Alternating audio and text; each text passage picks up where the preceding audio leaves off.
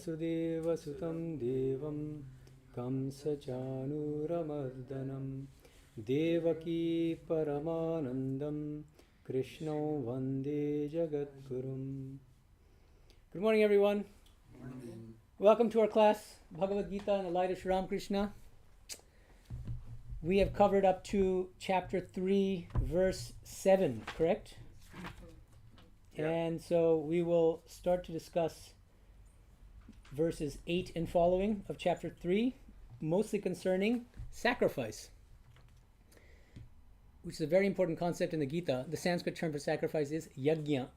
Okay, so today we read verses 3.9 to 20 of the Gita and the first half, or a little more than half, of chapter 12 of Sri Aurobindo's Essays on the Gita, the chapter called The Significance of Sacrifice, pages 114 to 119, and Swami Tapasyananda's commentary on those verses. A heads up on the next two classes in August. Next class is in 2 weeks, Sunday, August 4th. The assignment is to read Bhagavad Gita verses 4.22 to 35, because you'll notice the second part of the same chapter that we're reading concerns the verses on sacrifice in chapter 4. Okay? Sri Aurobindo always does these contextual interpretations, and so he says you can't understand what Gita is saying in chapter 3 about yajna unless you read those verses in the light of what Bhagavan Krishna says about yajna, sacrifice, in a much more deeply spiritual and symbolic way in chapter 4. So that's what we'll look at in the next class. 4 verse what? Verses 4.22 to 4.35. We read just those verses, and we complete chapter 12 of Sri Aurobindo's Essays on the Gita, The Significance of Sacrifice, pages 119 to 123. Okay, and we'll continue to discuss sacrifice. But so what we'll have to do, unfortunately or fortunately or whatever, is we're going to be, even though we haven't completed discussing chapter 3, we'll be discussing those verses from chapter 4. Okay, and then we'll eventually come back to complete the verses in chapter 3, just because we're talking about sacrifice, and I think Sri Aurobindo is right in thinking that we should take the verses on sacrifice together. I think it makes sense. Okay, now I've written a lot on the board here. Today it was a little challenging, the assignment, the reading, some of the study questions, which I think you guys did pretty well on. I think there are just some issues which we'll talk about. So let's start with verse 8. And please open your app on the phone. So this is 3.8 now. It's right before he gets into sacrifice.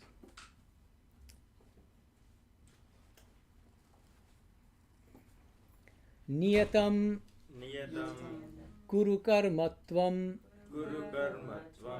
karma jyayo hyakarmanaha sharira yatrapi chate na prasiddhyet akarmanaha. Okay, so the Anvaya, Tvam, you, niyatam karma kuru. Do niyatam karma, N-I-Y-A-T-A-M. Now, what exactly is niyatam karma? That's up for grabs. Different commentators have different views. We'll talk about it in a second. Akarmanaha hi karma jayaha. Karma is far superior to akarma, to inaction. That's what Krishna is telling Arjuna. Te shariri yatra cha, even to maintain the body, api akarmanaha na prasiddhyet. You cannot just sit still and maintain the body. You're going to starve to death. Right? Okay. Now, as usual, I think we should have picked up on this by now. How would Śaṅkara interpret this verse in line with his interpretation of the previous verses and the subsequent verses, which is all of these statements where Krishna is telling Arjuna to engage in action and karma yoga specifically. It's because Arjuna is what? An inferior aspirant. Exactly. A manda adhikari who is eligible only for karma yoga and not jnana yoga, the higher path of knowledge, which is the only direct path to liberation. And so Śaṅkara interprets this in the same way. And he interprets the word niyatam in niyatam karma in the sense of daily obligatory duties, in the kind of traditional sense. Brahmins have to do certain things, the Gayatri Mantra and this and that, and certain tasks. So do those things, but do them in an unattached way. Then it becomes karma yoga.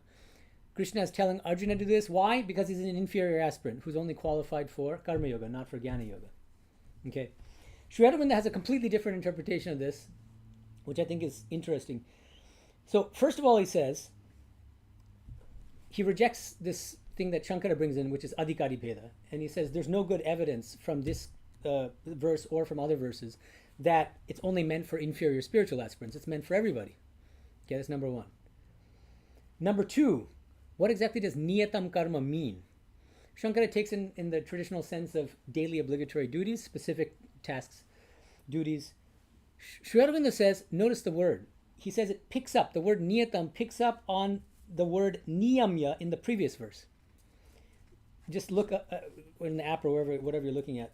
The previous verse is Yas Twindriyani Manasa Niyamya Arabatejuna. That person who niyamya controls the senses, indriyani, with the mind. Niyamya, that's what niyamya means. It's a verb. Controlling. And so Sri Aurobindo says the most plausible understanding of niyatam karma here is controlled action. Engage in action, but do it as karma yoga, without attachment, by controlling the buddhi and the mind. So self-regulated action. So doing work as a spiritual practice. And it applies to all work across the board. It's not just these daily obligatory duties, but literally anything can be done as karma yoga. So that's Sri Aurobindo's reading. And then Sri Aurobindo has this really brilliant suggestion. He's always trying to look at these chapters as a whole and trying to understand the logical development of the ideas. So what he says here is, why is it that that verse 8 is a segue into all these verses on sacrifice? Here's what he says. He says, this is from the book I'm just reading to you. It's from, in the Anil Baran Roy edition. It's taken from the Essays on the Gita. It's on page 53 in footnote 1. He says, but still there is an essential difficulty unsolved. How, our nature being what it is, and desire the common principle of its action, is it possible to institute a really desireless action? Krishna has started telling Arjuna this in chapter 2, in fact. Engage in action, fight for justice, except don't be attached to the works, don't do it with desire, do it completely nishkama, in a nishkama way. But how is that even possible? If you don't have a desire, what's going to be your motive for working? That's the question. Then Sri Aurobindo says, for what we call ordinarily disinterested action is not really desireless. It is simply replacement of certain smaller personal interests by other large desires which have only the appearance of being impersonal. And he gives examples: virtue, country, mankind. How is true desirelessness to be brought about? By doing all works with sacrifice as the only object, is the reply of the divine teacher. So he's saying, Krishna's saying again and again, engage in karma yoga, desirelessly. And then he goes into explaining the theory of sacrifice, starting in verse 9 of chapter 3, in order to explain the motive. What should be the inner attitude with which we engage in actions? If it's not personal desire, what is it? We should do it in a spirit of sacrifice. Okay? So, now let's look at the next verse. Yajñārtāt. This is verse 9 of chapter 3. Okay. Karmano nyatra loko yam karma bandhanaha tadattham karma kaunteya mukta sangaha samācara. Okay. Very important verse. Yajñārtāt. For yajna, you should engage in karma, action, yajñārtāt. For yajna. I'm saying for yajna because there are different interpretations of yajna here. That was the first study question, right? Anyatra ayam lokaha karma bandhanaha. If you don't engage in action for the sake of yajna, what happens? It becomes a bondage. And then, He Kaunteya, O Arjuna, tat artham mukta sangha karma samācara. So therefore, engage in action but devoid of sangha, of attachment. So again, engage in karma yoga and do it as yajna or for yajna. What is yajna? Well, that's the standard interpretation, but Śaṅkara says yajna here means God. right? That's something that Bala pointed out. Many of you understood that. You recognize that. Yajna means God for Śaṅkara. For Sri Aurobindo, it means sacrifice. Do it in a spirit of sacrifice. And he sees it as an answer to this intuitive objection that comes up, this common sense objection about how exactly we should engage in action in karma yoga if we don't have any desires.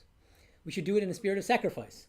Many of you pointed out in your response to the first study question that there's a kind of similarity between Śaṅkara and Sri Aurobindo.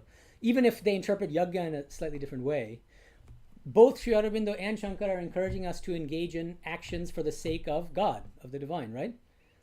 But there's also a key difference. What's the key difference between Śaṅkara's and Sri Aurobindo's understanding? The definition of that God?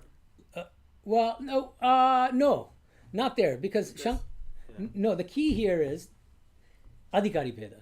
Śaṅkara always assumes adhikari bheda. Right. But what he means by God is the same personal God that, Sri Aurobindo always talks about the Purushottama, this divine which is both impersonal and personal. Okay, but the key difference here is in the term loka.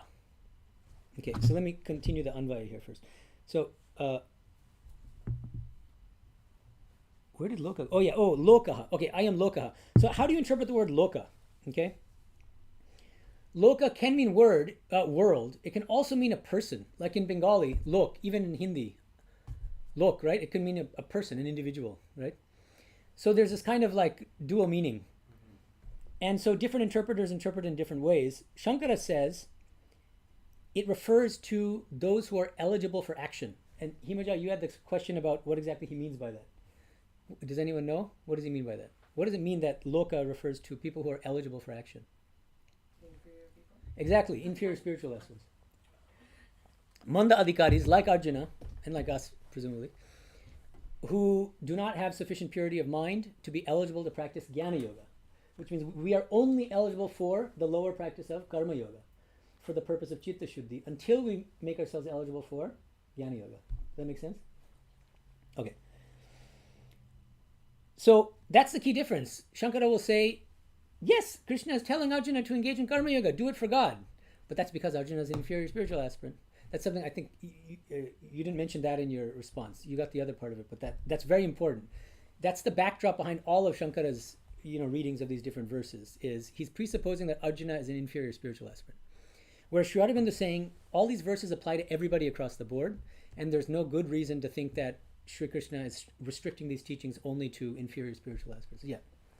Could you maybe read the interpretation? Because I remember when I read it, I didn't really feel like he was saying something like what you're expressing right now, where Okay. it's like for inferior. So you want concrete evidence from No, his I think- commentaries. I want Śaṅkara concrete seems- evidence. Okay. Yeah, go ahead, Bala. What were you? You wanna Yeah. read? No, Okay. I'm saying I have it in the. Well, Śaṅkara's right. Okay. book. But what? See, the thing about Śaṅkara reading his commentaries, I've told you this many times, but it's you can't just look at what he says about that particular verse. And so, literally, in his commentary on verse 5, he says very clearly, for karma yoga is meant, this is page 125 of Gambhiranandaji's translation, for karma yoga is meant only for the unenlightened, not for the men of knowledge. Karma yoga, on the other hand, is not pertinent for the men of knowledge, who, because of their not moving away from their own self, are not shaken by the gunas. So he's always distinguishing the people who are unenlightened, who are don't have chitta shuddhi. They're the manda adhikaris who are qualified for karma yoga, and then they're the people who have greatly attenuated their body consciousness and have very pure minds, who are eligible for jnana yoga, not for karma Yeah.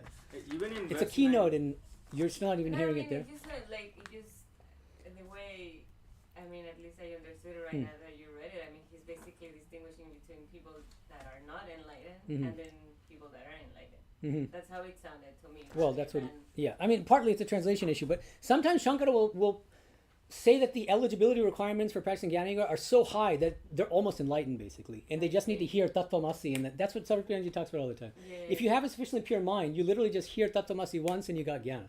Mhm. You're just that little bit away. Hear from a qualified guru, you are Brahman, and you're Brahman, and you're enlightened. So I take it in that sense. It's like you're just one step away from radical enlightenment. Swami had similar question because he even uses the word Paramahamsa Hmm. in that when Yeah, he's sannyasis describing- basically. Yeah. Yeah, no, he even uses the word paramahamsa. Yeah, but that's which a is kind more of like sannyasi. an enlightened. No. Well, yeah, Paramahamsa sannyasa. No, but it's also a tradition of sannyasa. That is there. Yeah. But I'm saying to your point, he seems to be. It's not clear whether he's saying they've realized and then they are doing It's this. tricky. There are also issues of interpreting Śaṅkara, okay? But the point is, in either case, either he's talking about to be eligible for Jnana Yoga, you have to be enlightened. That's one. That's like super Yes, high eligibility yes, requirement. Yes, that is true. Or the second alternative reading is to be eligible for Jnana Yoga, you have to have a tremendously pure mind, be fully equipped with sadhana chatushtaya, the fourfold sadhana. We're not going to go into it now, but all having to do with purity of mind and other things, intense longing for liberation, but stopping short, just short of enlightenment. But in either case, that's fundamentally different from Sri Aurobindo's reading, which is there's no adhikari bheda at all.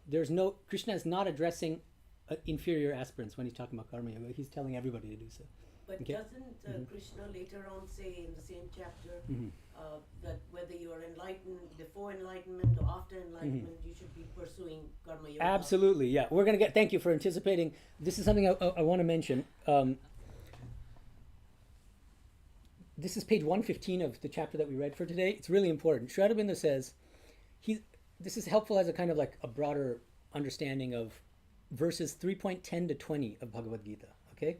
Sri Aurobindo is outlining the overall structure of how these verses are working. He said it's really interesting. It's very thought-provoking. Verses 10 through 16 of chapter 3, he says, at least the apparent meaning is that they're describing traditional Vedic ritualistic sacrifices for the sake of enjoyment in Swarga, and then you come back and, you scratch the Devas back, the Devas will scratch your back, and there's this whole kind of crudish kind of stuff. It seems like that on the surface. On the surface, verses 17 to 18 of chapter 3, which come right after those verses on what seem to be ritualistic sacrifice, are completely different. They seem to be completely different. The Vedanta, so the first one, Aurobindo says the Vedic ritualistic sacrifice for the sake of enjoyment. He says suddenly these verses 17 and 18 seem to be talking about the Vedantic ideal of an Atma Jnani, a knower of the non-dual self, who has renounced all actions. Why do we think that? We're not going to read those verses today, but I'm just going to... Yastvatma ratireva syat atma triptashta manavaha atmanyeva cha santushtas tasya karyam na vidyate. So if you have realized a self, then you have no karyam. And now what does karyam mean? Different interpretations. But it could just mean you have no duty, no actions that must be performed or need to be done. So Śaṅkarites, followers of Śaṅkara, will say, this verse proves that there are different levels of adhikari. For the person who knows the self, no need to engage in actions. Arjuna doesn't know the self, therefore he should engage in actions. So they're reading 17 and 18 as, if you know the self, don't bother to engage in karma yoga anymore and any kind of actions. And so there seems to be this contradiction. Śaṅkara resolves the contradiction by saying that verses 10 through 16 are for inferior aspirants, like Arjuna, who have impure minds, engage in karma yoga. Śaṅkara says 17 and 18 refer to the person who is qualified for jnana yoga, either the enlightened person or somebody who's almost enlightened and just needs that little push, extra push, tattvamasi. You attend one of Sarvapyaji's lectures and you're done. Okay, now he says verses 19 through 20, he beautifully says, is a ground of reconciliation of these Vedic and Vedantic ideals. And again, we're not going to discuss 1920 today in detail just because we're not there yet. But 19, tasmad asaktaha satatam karyam karma samachara asakto hyacharan karma paramapnodikru. It's a little cryptic because right after 17 and 18, when Krishna is saying the person who knows the self doesn't have any karyam, doesn't have any duties. And then 19, therefore, tasmad means therefore. Therefore, Arjuna, work in an unattached way. So Śaṅkara says the only way to make sense of this is Arjuna is an inferior aspirant, you see? Therefore, Arjuna should act because he hasn't yet realized the self. That's the logic, right? And then the next verse, 20, karmaneva hi samsiddhim asita janakadeha loka sangramevapi sampashyan kartumarhasi. Many people, great sages, have attained enlightenment through karma eva, through action, like King Janaka. That's what the verse says, which suggests that karma yoga itself can take us to the highest. Paramapnodi purusha. Okay? And now, the key here is, how are these two verses the ground of reconciliation of these, of 10 to 16 and 17 to 18? It gives us a completely different way of interpreting that whole set of verses. Okay? Because 19 and 20 basically say, you should engage in karma, as karma yoga, in an unattached way, as a sadhaka, as a spiritual aspirant, in order to purify your mind and attain the highest. And even after enlightenment, As a role model. you continue, as a role model for others and for loka sangraha, which is a key word in verse 20. King Janaka, even after enlightenment, he continued to work. But who's the greatest example of a karma yogi who's enlightened? God himself, and he'll use himself as the example. Name parthasikatena, that comes a little bit later, 21 to 22, 23. Krishna says, I act constantly. Do you think I need to act? No, I'm doing it for the welfare of humanity. That's what enlightened people engage in action for. The Thakurs, the Swamijis, all these great souls. They're not coming for their own karma and doing it because they have to, right? And now, if we take those verses in that sense, that we should engage in karma yoga both as sadhakas, as spiritual aspirants, and even after enlightenment, that there's never a point when you should just stop karma yoga. Then it sheds new light on the previous verses. So what Sri Aurobindo says, I'm just giving you a nutshell because we don't need to get like caught up in the minutiae of food and creatures and rain and all that stuff. It's not all that helpful to us, I think, as spiritualism. But what's the overall thrust of verses 10 through 16? They do seem to be talking about traditional Vedic ritualistic sacrifice. I don't think you can deny that. Okay. At the same time, there is a prima facie contradiction here. If the Gita is just suddenly encouraging us to engage in those kinds of actions, that contradicts verses in chapter 2. Do you remember those very strongly worded verses attacking Vedic ritualism? Kamatmana svarga para janma karma pradam phala pradam kriya vishesha bhalam bhogeshwar. It says those people who engage constantly in ritualistic sacrifices, who just want enjoyment in heaven, Krishna condemns these people. He's criticizing them. It's a kind of spiritual hedonism, not even spiritual hedonism, but a kind of refined hedonism. Okay, so Sri Aurobindo says something really interesting here, and I want to read it to you. He says there are three kinds of work. This is page 115 from the chapter we read for today.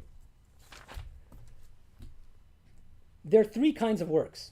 Number one, that done without sacrifice for personal enjoyment, which is entirely selfish and egoistic, and misses the true law and aim and utility of life. Number one, ordinary people, not spiritual aspirants, who do everything selfishly for their own gain, benefit, selfish actions. Two, that done with desire, but with sacrifice and the enjoyment only as a result of sacrifice, and therefore to that extent consecrated and sanctified. That is this traditional Vedic ritualism. 10 to 16 seem to... Sort of, yeah, no, but hold on. But the problem is if you do it in that, but why does Krishna criticize it in chapter 2? So that's why it's something a little more subtle going on. What's the third way of acting? Why is the second way of acting better than the first? Because at least in order to get what you want, you're sacrificing, you're appeasing the gods, the devas, and so on and so forth, right? It's a give. Thieving. No, it's a give and take relationship, Yes. and you scratch my back, I'll scratch yours. But the third way of working is true karma yoga. He says that done without desire or attachment of any kind. It is the last which brings the soul of man to the highest. Paramapnoti purusha. Now, what he's saying is, all these verses 10 through 16, if we take it in the sense of just engage in these ritualistic sacrifices for the sake of enjoyment, it directly contradicts other verses in the Gita. So that doesn't seem like an intuitive interpretation, like a plausible interpretation. What he's saying is, they are referring to ritualistic sacrifice, but from a Vedantic standpoint, the key is the attitude with which you engage in those sacrifices. Do it in a nishkama way without attachment to the work itself and without attachment to the fruits of the work. And then that becomes karma yoga, and then you can actually attain the highest goal through chitta shuddhi and finally attaining the highest goal. And so, but do you see what I mean? Is that, so Vedanta doesn't, it's like Christ saying, I've come to fulfill, not to destroy. And this is part of the Vedas, which are the sacred scriptures of the Hindus. So Vedanta doesn't want to just reject Vedic ritualism, but what they'll say is, you have to purify your motive. The motives behind the actions. And then what Sri Aurobindo will say is, starting especially in chapter 4, the whole idea of sacrifice gets broadened by Sri Krishna to encompass not just these actual ritualistic sacrifices, a horse sacrifice and this sacrifice mentioned in the Vedas, but literally encompassing all actions. Does that make sense? Yeah, so And then, I think you mentioned this in your response actually. You have to understand differently what the word deva means. So instead of thinking of them as these little miniature deities or whatever that you appease, you think of them all as different manifestations of the same infinite divine Godhead. So as a Vedantin, when you engage in these ritualistic sacrifices, you are offering these things to the devas, but the devas themselves are just different aspects of or forms of the one Purushottama, the infinite Purushottama. Yeah. Swami, but when you read 10 to 16, I don't think it conveys the higher standpoint of interpreting it, because the verses clearly seem to be talking more about sinful and non-sinful. It's more the first two levels. Yeah. It may be true that from Aurobindo's standpoint later it gets revealed, but I don't think if you read 10 to 16 That- you can directly interpret that without ever having to read. Yeah, I think further. that's a good point. I think that's legitimate. And I think that what he's doing is he's reading chapter 4 verses on sacrifice, which are more spiritual and symbolic, Yeah. back into 3. Yeah. In order to save the coherence of the Gita as a whole, because otherwise you're left with this, I think, a flagrant contradiction with verses, I think, 54 to 55 of of chapter 2 of the Gita, which are condemning the very thing that it's now seems to be recommending. Even though it may be condemning, I think it still makes sense, because it is true that there are people who are trying to still have enjoyment, but in a very selfish way. So I think Well, just for them it's highlight- good, yeah. So I don't think it will contradict necessarily. Right, I see what you just mean. highlighting Maybe a it's new addressing even more spiritually crude people in a sense, Yeah. who need that push. He's first saying, of all, okay, there's Yeah. one more verse. So right, I get it. Yeah, that's possible. And so that would be like Swamiji's idea of moving from not from error to truth, but from lower truth to higher truth. And so moving from stage 1, extreme selfishness, doing everything just for your own selfish benefit, to engaging in Vedic ritualistic sacrifice, but it helps you to move away from this fundamental selfishness, and then prepares you for stage 3, which is true karma yoga. That's possible too. Swami, can you explain what mogam parthasajya? Yeah, that person lives in vain. That person lives in vain who acts only for his own selfish benefit and not doing things for God or for a higher cause. Sure. Yeah. I think you can do all of those things simultaneously. You can do it in all 3 phases, I think. Do what in all 3 phases? Work. In other words, you're working for yourself, for your own selfish desires, that's it. You're also working based Well, of course. Yeah, no, you're sacrifice. working in all 3 cases, but the question is, what's the result of that work? No, but And- but in the moment, you can have all of those aspects intertwined. Oh, I see. Like, it's not a all or nothing kind of It thing. isn't all or nothing. No, it's definitely not. As spiritual aspirants, we know that. And actually, that I really appreciate That's your... why 10 through 16 is so relevant. to Oh, I everything. see. That's my point. Oh, that's nice. Yeah. Right. I mean, in your response to the third study question, a lot of you had very thoughtful responses, and because I asked about the relevance of these verses on sacrifice to your day-to-day spiritual life. And I wanted to mention a couple things, like Kamalesh, a new online participant in our classes. He says, I find a concept regarding these verses that I heard from another Swami very relevant and helpful in my spiritual approach to life. That is the concept of prasad buddhi. As per this, we should offer all our karmas to God in the situations of life as the returning prasada from God. Just as in a temple, when we get a prasad, we do not judge it for whether it contains an item that we like or not, and consider it sacred in totality, like a food, offered food. Similarly, if we consider situations of life as prasad of God, we will stop judging them and accept them with total equanimity and peace. Gita, another online participant, says, the way that devas and human beings support each other through their blessings in our yajna is what Krishna means by doing one's part in this established cycle of mutual support. An example of playing one's part in the cycle of mutual support between the cosmic powers and mankind might be humanity's abuse of the environment. We have been continuously taking, and as a whole are very reluctant to give back. This could turn around and do us much harm if each one of us does not do our parts to the best of our abilities. And Kiran mentioned something similar, I think, and I think Bala also, about ecological consciousness, that you can actually interpret this in a very modern way, contemporary way, by thinking about it as we shouldn't just exploit the environment for ourselves, but we should also consider it you mentioned that, when we breathe, we're expelling CO2, the plants then take that in, and then, so there's a kind of ecological or ecosystem in which we're parts and we have to contribute to this broader community.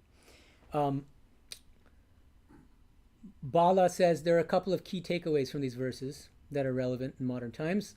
The harmony in nature is made possible by give and take principle and symbiotic relationship. We can see this in problems such as global warming, etc. And then he says selfishness is the opposite of sacrifice and the reason for suffering. Performing action in an unselfish way, offering all work and results to the divine, is an important element of spiritual life if one is serious about spiritual life. I think that's really important. As sadhakas, as Anthony's pointing out, it's not all or nothing. So it's not either we do something 100% for ourselves or 100% for the divine. It's usually percentages. And so I think the question to always be asking ourselves is, in whatever we're doing, whatever act we're engaged in at the moment, are we doing it for ourselves or are we doing it for the divine? Are we doing it for others? And it's a tricky question, and it's a case to case. The answer is not always going to be yes, and often it's going to be mixed. Yeah, to some extent it's for the divine, to some extent it's for me too. And so the struggle, the spiritual practice, is to increase the percentage of the spirit of sacrifice and to reduce the amount of ego and the selfish desires behind it. Does that make sense? And so several people mentioned that's a kind of ongoing daily struggle as a spiritual aspirant. Is you know what the ideal is, to do it as sacrifice, but we're always falling short, right? To greater or lesser extents. I want to read you Swami Vivekananda addressing the first batch of sannyasis in Beluma, so like 1898 or something like that. He gave a wonderful talk called Sannyasa, Its Ideal in Practice. And he starts, you know how he is, so he says something which is very like kind of shocking. He says, sannyasa is love of death.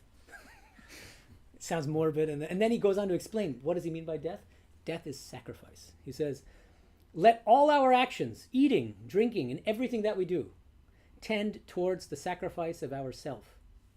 You nourish your body by eating. What good is there in doing that if you do not hold it as a sacrifice to the well-being of others? You nourish your minds by reading books. There is no good in doing that unless you hold it also as a sacrifice to the whole world. For the whole world is one. You are rated a very insignificant part of it. And therefore it is right for you that you should serve your millions of brothers rather than aggrandize this little self. Sarvatah panipadam tat sarvatokshishiromukam sarvatah shutimalloke sarmavritatishthati. He's quoting from chapter 13, verse 13 of Gita. With hands and feet everywhere, with eyes, heads, and mouths everywhere, with ears everywhere in the universe, that exists, pervading all, God, the divine. Then Swamiji says, thus you must die a gradual death.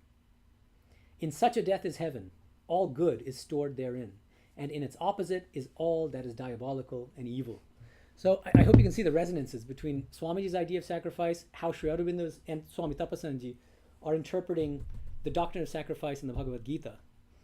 Anything can and should be performed as a sacrifice, but sacrifice, what does it mean fundamentally? Doing things for the sake of the divine. Sri Aurobindo says, let me read you, this is footnote 3 on this verse. He says, it is evident that all works. So this is another important thing. Śaṅkara seems to be, arguably, or at least some traditional commentators limit the yajna to Vedic ritualistic sacrifices.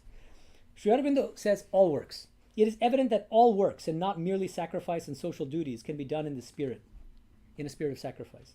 Any action may be done either from the ego sense, narrow or enlarged, or for the sake of the divine. What does he mean by an enlarged sense of ego? Narrow or enlarged? Narrow means just for my sake. Enlarged would be for your country, for your family. It's larger, it's good. It's still not the highest ideal because it's still for me and mine.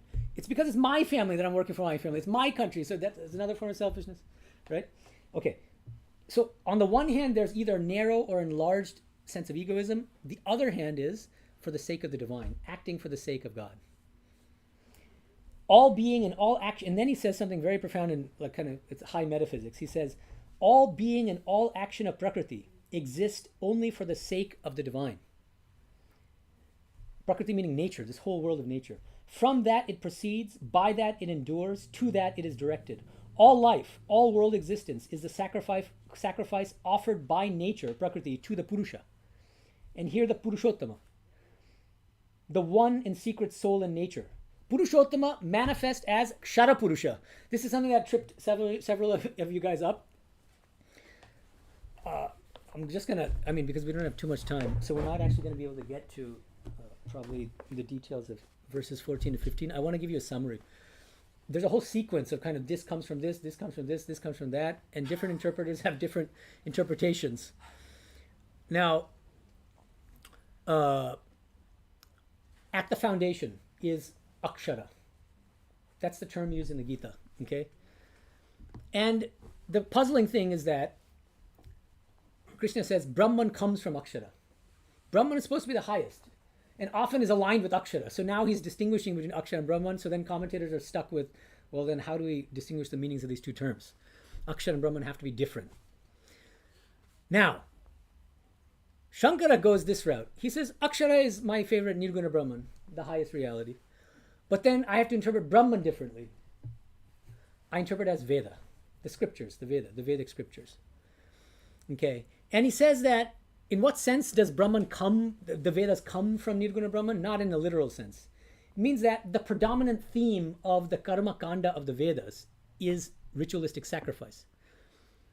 So in that sense, I still don't see how that's nirguna. Why that's nirguna? But yeah. Swami, I thought he uses the word Brahma, not Brahman. Yeah. Brahman and Brahma, that's just a Sanskrit grammatical issue. Both mean the same thing. Brahma is totally different, but that's a long A. That's a different word. But Brahman and Brahma mean the same thing. It's just a matter of... Long A is the other. Long A. But if it's not long A, it's just the same thing. Brahma and Brahman mean exactly the same thing. That's not... But he also uses word Sabda Brahman for... Shabda... Instead of saying like a... Who, are you talking about Aurobindo or Śaṅkara? Śaṅkara. Śaṅkara. Shabda Brahma? Are you sure? Let me check. I thought he does. Okay. So, but the point is, okay. Now, by contrast, Sri Aurobindo, and this is where I think some of you, missed what he's doing, partly because it's not very clear in the writing. Fundamentally, Sri Aurobindo reads the entire Gita in the light of the doctrine of three Purushas in chapter 15 of the Gita. What are the three Purushas? Kshara, Akshara, Purushottama. Now, Purushottama is the whole kit and caboodle, which is impersonal and personal, and which manifests as this entire universe, as we all know by now, hopefully. Now, he's bringing in that framework to explain these verses, 14 and 15. He's saying that divine infinite Purushottama self-manifests in two aspects. As Akshara Purusha on the one hand, and as Kshara Purusha on the other. What's the difference? Akshara Purusha is the immutable, non-dual self, which is the basis of all existence. Kshara Purusha is the same Purushottama manifesting as all names and forms, as all of nature. Huh? Mutable. This mutable becoming is the language he uses, exactly. Kshara means literally mutable, perishable, right? And so Sri Ramakrishna will say, what does this remind us of? Sri Ramakrishna will say, Lila Ushotto. He says the Vijnani goes from the Nitya to the Lila back to the Nitya. So you can say the Akshara Purusha is more like the Nitya side. Kshara Purusha would be like the Lila. And what M asked him once, he says, but the Lila is unreal. He goes, no, Lila Ushotto. The Lila also is real. This divine play, it's not permanent, but it's a real, impermanent, playful manifestation. The mutable becoming itself is a real manifestation of the divine. Yeah. Swami, one question. So when I read the next chapter of Aurobindo, he seems to say that Kshara is coming from Akshara, even though this Purushottama is in both. And previously I thought he's saying they're like obverse and reverse of the same coin, whereas in this case he's actually showing that one is originating from the other. Yeah, no, that's a good point. That's a subtle point. And that's because when he explains the Akshara Purusha, it sounds a lot like Śaṅkara's Nirguna Brahman, but it's not exactly the same. Because Śaṅkara's Nirguna Brahman is completely transcendent. It has no connection whatsoever with this world because this world is unreal. It's an illusory appearance.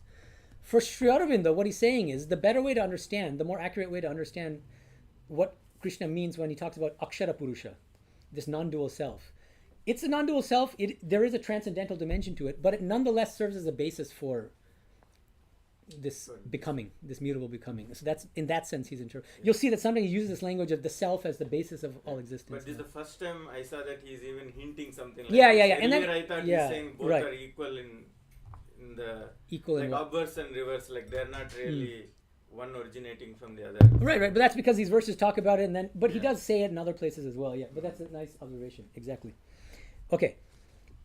So now let's try to tackle these verses about sacrifice, starting with verse 10. So, Sahayagyaha Prajaha Srishtva Purovacha Prajapatihi Anena Prasavishyadvam. Yeah, that's a tongue twister. Esha Vostvishta Kamadhuk. Yeah, the language here is a little tricky. Okay. Pura Prajapatihi. Prajapati, the Lord of creatures, he said the following, Srishtva. After having created these creatures, these Prajaha, he says, Anena Prasavishyadvam. By this, through these sacrifices, you shall bring forth some kind of nice things. Aurobindo adds either fruits or offspring. Eshaha vaha ishta kamadhuk astu. Let this be your kamadhuk, which literally means your milker of desires. It's a kind of cow metaphor. You get whatever you want through sacrifice. So again, Bala is saying, so this whole thing seems to be like this kind of stage 2 sort of thing. Not quite spiritual practice, but not as selfish as extreme materialistic hedonists, right? I want to read 11 and 12 along with it. So let's keep going and then we can. Devan bhavayata nena te deva bhavayantu vaha parasparam bhavayantaha shreyaha paramavapsyatha. And then read the next one. Ishtan bhogan, verse 12. Hivo deva dasyante yajna bhavitaha tair dattan apradayebhyo yo bhunkte stena eva saha. Keshav, can you make it a little cooler? The thermostat's right there. Thank you. I'm feeling a little stuffy. Okay, so verse 11. Anena devan bhavayata. Through sacrifice, through yajna, what happens? Anena devan bhavayata. You please the gods, the devas. These are lowercase g devas. This is not God with a capital D. At least superficially. As I said, Sri Aurobindo will say, you can interpret these same verses as karma yoga, as a higher spiritual practice, if you take these devas, lowercase g, ods, to be different aspects or manifestations of capital God in the sense of divine Purushottama. Okay, and they're real. It's not that they're like fictitious. They're real. You know, and it's like God has these his agents to help us in different aspects of our lives, but they're all just different aspects of God. They're not different. This is not polytheism.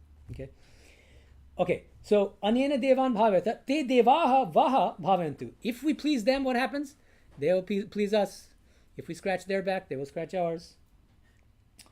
Now, of course, at a higher level, this is what Swamiji called sanctified shopkeeping. So that's why it's stage 2 and not the highest. But again, that's why Sri Aurobindo is always looking for that deeper spiritual significance, right? Which is that this world is basically a world of mutual exchange and reciprocation and sacrifice. And if you take it in that sense, that itself can be understood in a more spiritual way. Parasparam bhavayantaha param shreyaha avapsyata. By mutually supporting each other and benefiting each other, you can attain the supreme good. Here is, you're asking what evidence is there that there can be a higher spiritual interpretation? This is one piece of evidence. Shreyaha param avapsyata. Because remember on page 115, Sri Aurobindo is saying, you cannot attain the highest, the Shreya. It means the highest spiritual goal by being at stage 2. Yeah. You have to do it as saying supreme. It has to. Yeah, exactly. So Śaṅkara also will recognize this. He'll say Shreya has 2 meanings. Śaṅkara, now don't get these paradigms confused. Śaṅkara says Shreya can be understood in 2 ways. Either as a stage 2 goal of enjoyment in heaven and then coming back and enjoying here and then going back and as long as you perform these sacrifices right, or it can be understood as the loftiest spiritual goal. And he says it depends on the attitude with which you engage in these actions. If you do them in the traditional Vedic ritualistic way, the best you'll get is that lower kind of Shreya of material enjoyments, but a higher form of enjoyment. If you do the same sacrifices in the spirit of karma yoga as sacrifice, what happens? You can attain the very highest. But that's a third way of working that I talked about earlier. The third way is as karma yoga, without any attachments and without any desires. So that, I think this is the best evidence that you could give it a more spiritual interpretation. Okay. And then 12. Ishtan bhogan. Okay. So yajna bhavitaha deva. So we're talking about verse 12 now. Yajna bhavitaha deva vaha ishtan bhogan hi dasyante. Fostered by sacrifice. Here fostered is Sri Aurobindo's word, but it just means like kind of, as I said, like pleasing them or appeasing them. The gods, these devas, shall give you desired enjoyments. They'll give you what you want. And then taihi dattan ebhya apradaya yaha bhunkte saha stena eva. That person who enjoys their given enjoyment selfishly and is not given to these devas, that person is a thief. He's stealing. So these people are stage 1 rather than stage 2. So you need to, first step is moving from stage 1 to stage 2. But to reach the ultimate Shreya, you have to move from stage 2 to stage 3, which is doing work as karma yoga. Okay. And now let's look at verse 13.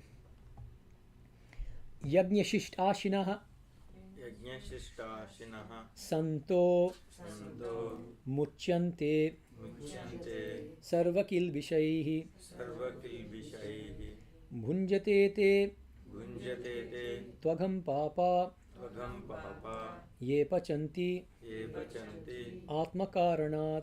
Atmakaranat Yajñashishta ashinaha santaha sarvakilvishahi muchyante. That person who eats what is left from sacrifice are released from all sin. This is similar to that Kamalesh who mentioned, this prasad buddhi, this idea of taking everything as offered, but first offering the thing mentally to the divine and then taking it. It becomes a purifying force. Everything can become prasad. Every action can become prasad in that sense. Yetu papaha atmakaranat pachanti. And now, unfortunately, the app kind of stops there. It doesn't have the rest of it, which is bhunjate te tokam papa. I think, right? It's missing some words. Anyway, but evil are those people, stage 1, folks. And they enjoy sin, who cook for their own sake. So even food, see, food is this thing. It plays an outsized role in all our lives, right? Because we have to eat. And so we should try to purify the attitude with which we eat and cook, right? And if we cook just for ourselves, that's stage 1 kind of selfishness. That's why we do brahmārpaṇam, brahma-havid before, reminding ourselves that everything is God. Not just that everything is for God, but everything is God. It's a very high vijnana kind of panentheism. Everything is Brahman. We'll talk about that when we get, maybe in the next class actually, because he talks about brahmārpaṇam in the rest of this chapter. Well, the Christian idea of saying grace before meals. Yeah, it's similar, except, as I said, Vedanta takes it up a notch and says, yes, we should be thankful, but the even higher realization is that there's nothing but God. The food is God. The cook is God. The fire is God. The fire we cook with is also God. Brahmārpaṇam, brahma-havid, brahmāgna, brahmanahutam, brahmevitena gantam. Yeah, and we are God. Yeah. Okay. So again, even this, you can see how this verse too can lend itself to a higher spiritual interpretation, right? Instead of doing things for yourself selfishly, you do it for the divine. You do everything as an offering to the divine. And even when you eat, like Swamiji says in the same thing, when you eat, don't eat for yourself. You do it for the sake of serving others and for God, right? Okay. Now we get to these notoriously cryptic verses, 14 and 15. So 14 first, and we'll read them as a set. Annad bhavanti bhutani Annad bhavanti bhutani parjanyad Parjanyat anna sambhavaha Anya sambhavaha yajñāt Yajñāt bhavati parjanyo Bhavati Parjanyo yajñaha Yajñaha karma samudbhavaha. Karma samudbhavaha Next, 15. Karma brahmodbhavam vidhi Brahmodbhavam vidhi brahmakshara samudbhavam Samudbhavam tasmat sarvagatam brahma Sarvagatam Brahma nityam yajñe Nitam Yajñe pratishtitam. Pratishtitam. All right. So we have to take these two as a set, 14 and 15. And we can actually, okay, so bhutani annat bhavanti.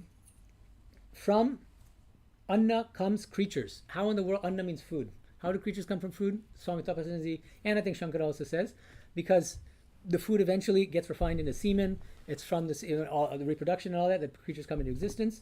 And then anna sambhavaha parjanyat. From rain is the birth of food.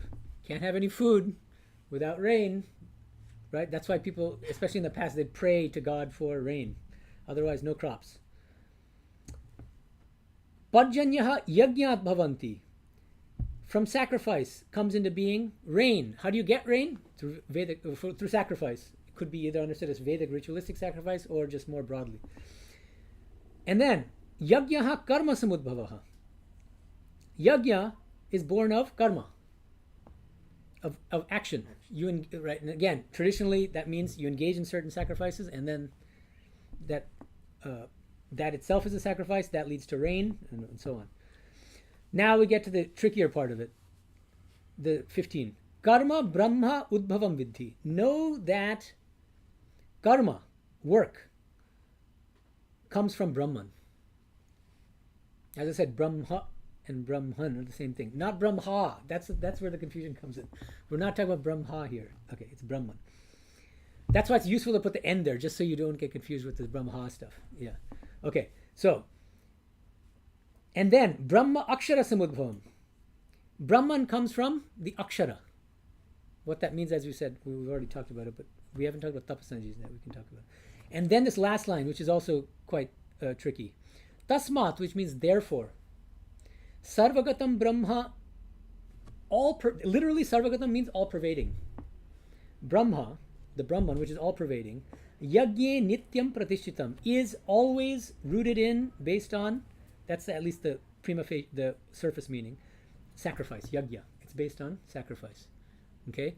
And now different commentators have different readings of this. Because Śaṅkara interprets Brahman to mean Veda, he takes this last line, therefore, Sarvagatam Brahma Yagye Nityam Pratishchitam. He says, the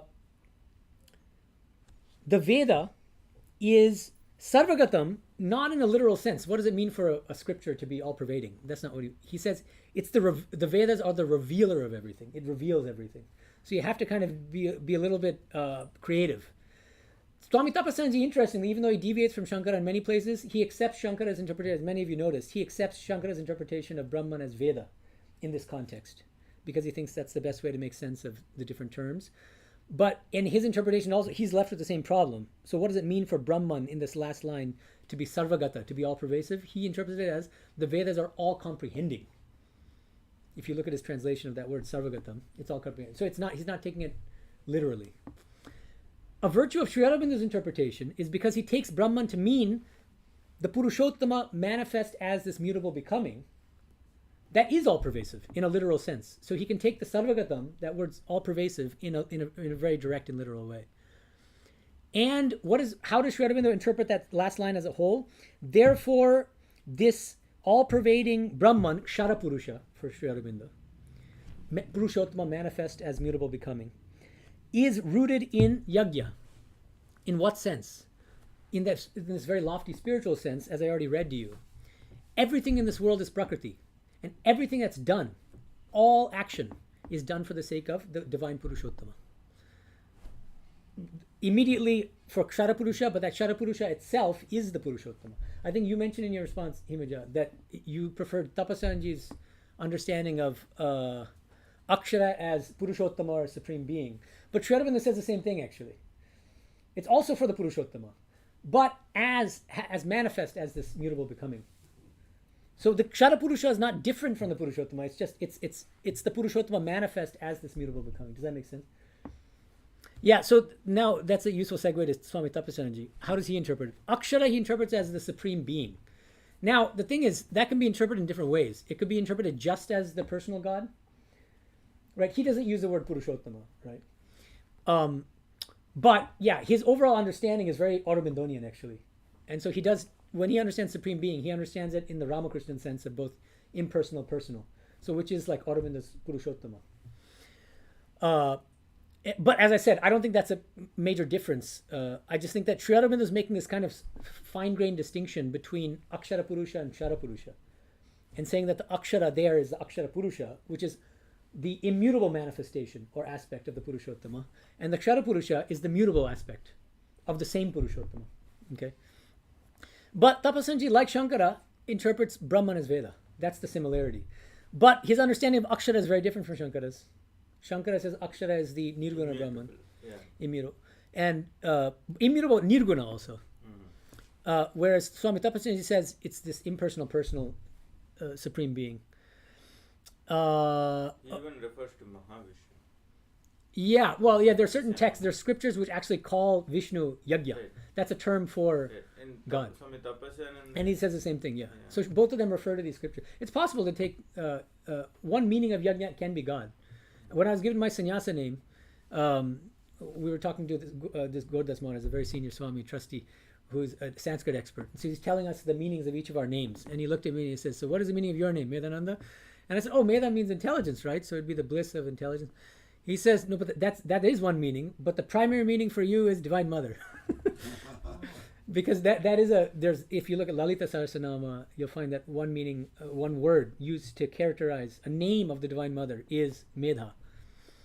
And Medha Devi is one of the famous, the books in the script, in the Vedas. So there are multiple meanings, but often these terms terms that seem to mean ordinary things like sacrifice can actually refer to God. So that's a possible interpretation. But okay. I also wanted to mention. Let me try to tackle a couple questions because now we've covered the main stuff. Okay, questions wise, let's see here. Gita asks. Gita Stevens, regarding verse 3.15, the Sarvagatam, all-pervading Brahman that remains established in Yajna in the last half of the verse, so that line we just talked about. Is that Sarvagatam Brahma talking about the Akshara or the first Brahman mentioned, which includes the Saguna? So I think for Sri Aurobindo, it's clearly the Kshara Purusha, because the term Brahman in this context refers to the Kshara Purusha, Purushottama manifest as this mutable becoming.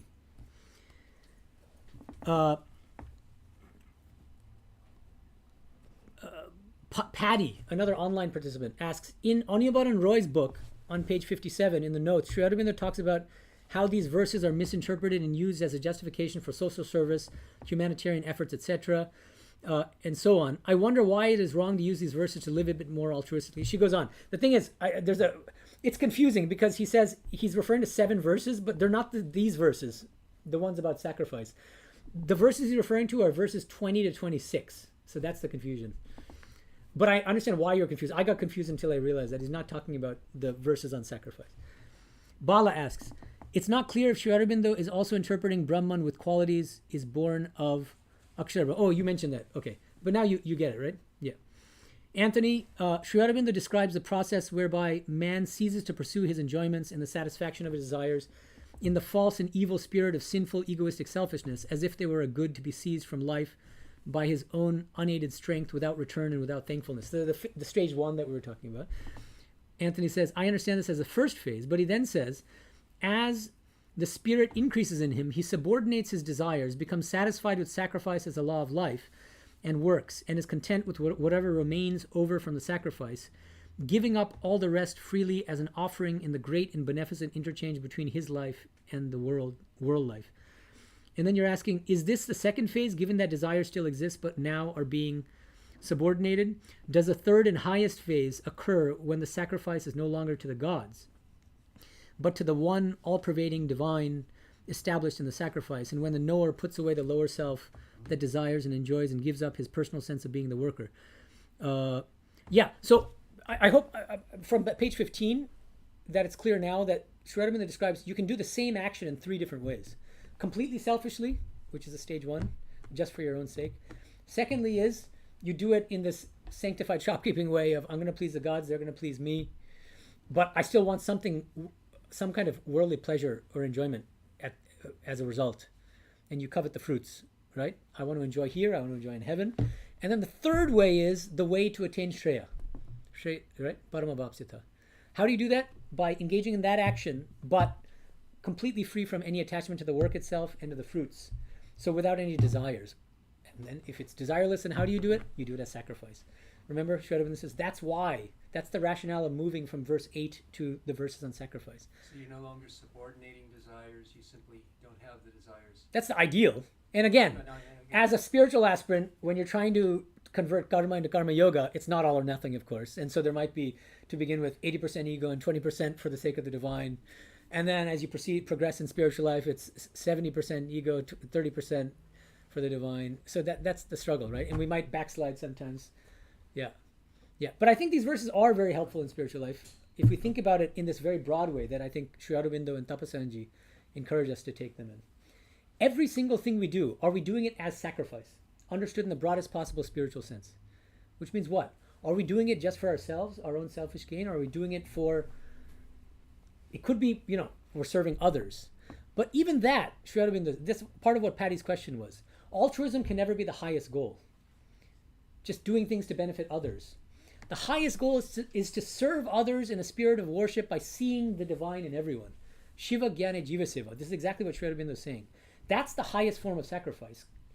engaging in any action as sacrifice means exactly what Sri Ramakrishna calls Shiva Jnana Jiva Seva. Then it's not altruism anymore. You're not, because an altruist can be an atheist. You're just serving others just to be good. There are a lot of wonderful people who are atheists who, Sri Aurobindo is saying, no, the higher spiritual idea is you do serve others, but trying to see the divine in everyone. Does that make sense? Mm-hmm. So any final questions before we wrap it up? No? Very good. So the assignment next time, as I said, let me just reiterate. Next class, Sunday, August 4th. Read Bhagavad Gita verses 22 to 35 of chapter 4 and complete chapter 12 of Essays on the Gita, the significance of sacrifice. It's only 4 pages, 119 to 123. And our next class in August will be 1 week later, so it'll be a little tight, August 11th, Sunday, and we'll move on to the next chapter of Essays on the Gita. So that's the heads up. August 4th and August 11th are our next classes. Om Shanti Shanti Shanti Harihi Om Tat Sat Shri Ramakrishna Arpanamastu.